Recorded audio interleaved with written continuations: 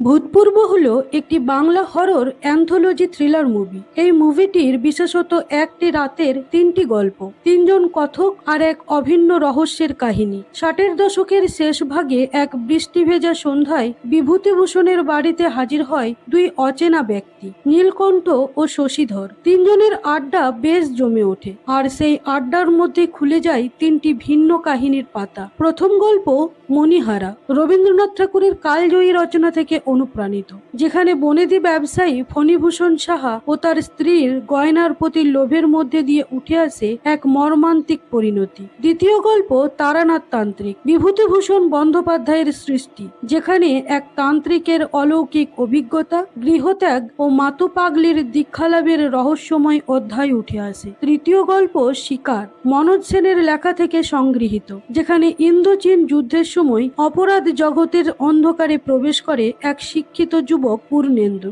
যার গন্তব্য হয়ে ওঠে এক ভৌতিক রহস্য।